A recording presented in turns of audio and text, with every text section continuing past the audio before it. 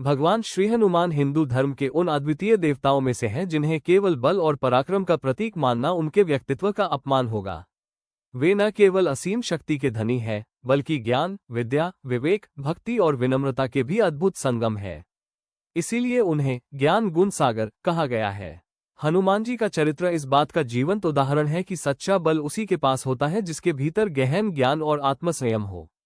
उन्होंने बचपन से ही वेद, उपनिषद, व्याकरण, योग, ज्योतिष और समस्त शास्त्रों का गहन अध्ययन किया था। उनके गुरु सूर्यदेव थे, जिन्होंने स्वयं उन्हें समस्त विद्याओं का उपदेश दिया। कहा जाता है कि हनुमान जी ने सूर्यदेव के रथ के साथ साथ चलकर विद्या प्राप्त की थी। यह उनकी एकाग्रता और समर्पण का अद्भुत प्रमाण है। महर्षि वाल्मीकि ने कहा था, न वक्ता न कवि कोई हनुमान के समान। ये प्रशंसा केवल उनके ज्ञान की नहीं, बल्कि उनकी वाणी की मधुरता और विवेकपूर्ण अभिव्यक्ति की है। जब उन्होंने लंका में सीता माता को राम का संदेश दिया, तब उनके शब्दों में विनम्रता भी थी, तर्क भी था और गहन आध्यात्मिक ज्ञान भी। ये दिखाता है कि उनका बुद्धि विवेक कितना श्रेष्ठ था। हनुमान जी के जीवन से हमें ये शिक्षा मिलती है कि शक्ति का मूल्य तभी है जब वो ज्ञान और विवेक के साथ जुड़ी हो। उन्होंने कभी भी अपने बल का दुरुपयोग नहीं किया, बल्कि हमेशा धर्म, न्याय और सत्य की रक्षा में उसका प्रयोग किया।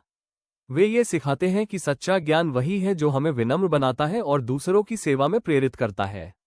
इस प्रकार हनुमान जी केवल बलवान नहीं, बल्कि विद्वान और विवेकवान देवता है।